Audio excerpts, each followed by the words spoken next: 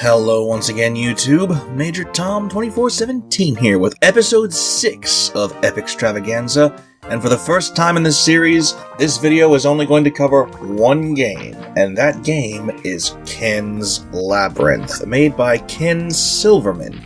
Now, for those of you who think that name sounds familiar, you'd be absolutely correct. Ken Silverman created the build engine, and from the build engine came such masterpieces as Duke Nukem 3D, Shadow Warrior, Blood, and maybe Redneck Rampage, and not so much NAM and World War II GI, and stuff like William Shatner's Tech War and Legend of the Seven Paladins, but he gave us Duke Nukem 3D. The build engine led to Duke Nukem 3D, and Duke Nukem 3D begot E-Duke 32, and E-Duke 32 begot the AMC Squad, and Alien Armageddon, and so many other wonderful mods and total conversions. The legacy of Ken's Labyrinth lives on to this very day. Without Ken's Labyrinth, there wouldn't be an AMC Squad. Let that sink in for a moment. Has it sunk in yet? Good. In any case, you've probably also figured out that I'm not playing this in DOSBox. No, I'm using a source port. That source port being Lab3D SDL, which allows for far smoother movement and no dependence on DOSBox variables. So that's all well and good. Yay. Anyway, Ken's Labyrinth is a pretty simple game with a pretty simple story. The story of Ken's Labyrinth is a pretty goofy one, namely that your character's dog, Sparky, has been abducted by an alien race to be put inside of a labyrinth for scientific testing purposes. Not sure why they felt the need to abduct a common canine from planet Earth, but alien races are like that sometimes. Not gonna be the judge of their decisions. So yeah. Your mission, should you choose to accept it, is to... And of course you're going to accept it because it's your character's dog that's been abducted. Your mission is to retrieve Sparky, bring him back to Earth, and possibly defeat the alien menace or something, I don't know. And fun fact, the final boss is in fact supposed to be a version of Ken Silverman himself. Hence the name Ken's Labyrinth. Not just because he made the game, but because he is, within the game, the final boss, or an alien tyrant version of himself is in the game as the final boss. Fun. As for the items you can use in-game, there are things like apples and french fries, and probably other food items besides, as well as the requisite first aid kits that restore your health. You can also refill your health by drinking from water fountains that you find on certain walls. There are purple potions and green potions that you consume as soon as you pick them up, but I have no idea what the hell they do. Although I do know that they don't restore your health. At least the purple one doesn't. While gray and blue cloaks act as varying levels of armor. In terms of your in-game weaponry, don't expect anything like the shotgun, chain gun, etc. from Duke Nukem 3D or Doom or Quake. Instead, you have things like lightning, jelly bombs, the starburst, and missiles. The jelly bomb being your first, slowest, and weakest weapon, and I'm pretty sure everything else after it is faster and more powerful. And to help you find your way in the wonderfully confusing world of Ken's Labyrinth, you can get a compass. Now, I say get because some of these items can just be found lying around out in the open, but some of them have to be purchased from vending machines. Yes, there are in-game vending machines like in Blakestone Aliens of Gold and Blakestone Planet Strike.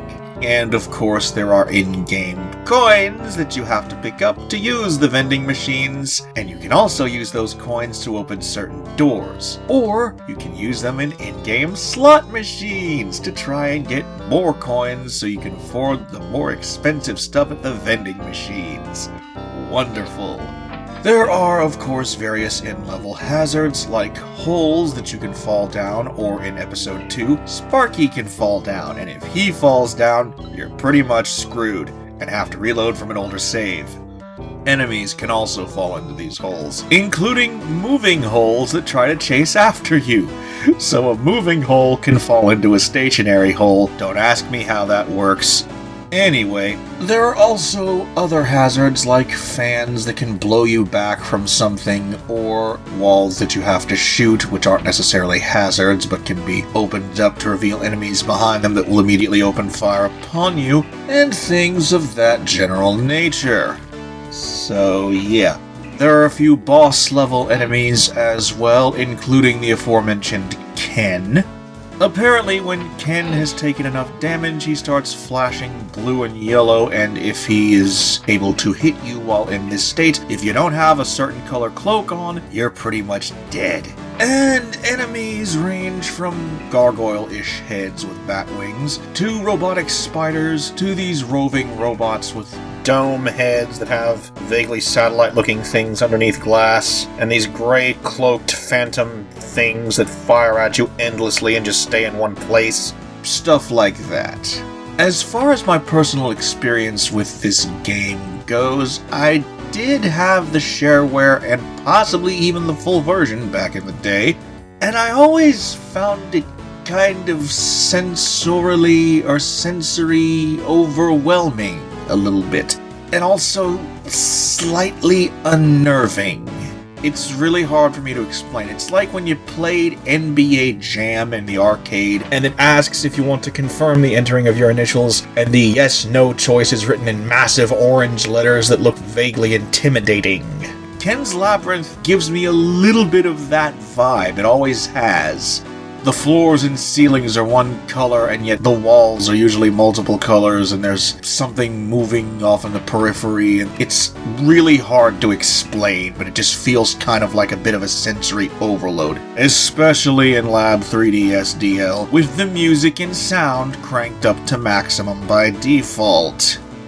And giant pool balls that can roll over you and crush you, or the aforementioned moving holes. It's a very strange game, is Ken's Labyrinth. Very, very strange. A lot more surreal than Doom and Wolfenstein before it, and Duke Nukem 3D, Quake, and Unreal after it. But it did pave the way for the build engine, and the build engine, of course, gave us Duke Nukem 3D, Blood, Shadow Warrior, etc. So for that, we should all be thankful.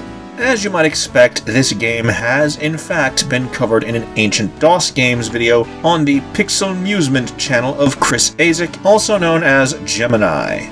And more recently, it's been covered by Civi11. So yeah.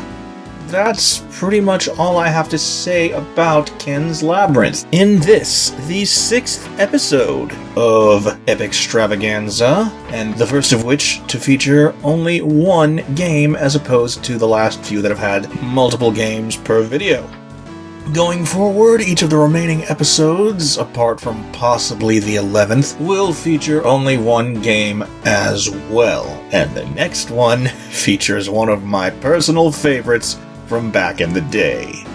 But that's the next episode in the series. As for this one, that's going to be it for this video. Thank you all so very much for liking, watching, commenting, and subscribing. I hope you've been enjoying everything I've been doing for EpicStravaganza and the other videos I've uploaded to this channel, and I hope you continue to enjoy the future installments of EpicStravaganza and anything else I upload to this channel in the days, weeks, months, and years to come. This is Major Tom 2417, signing out.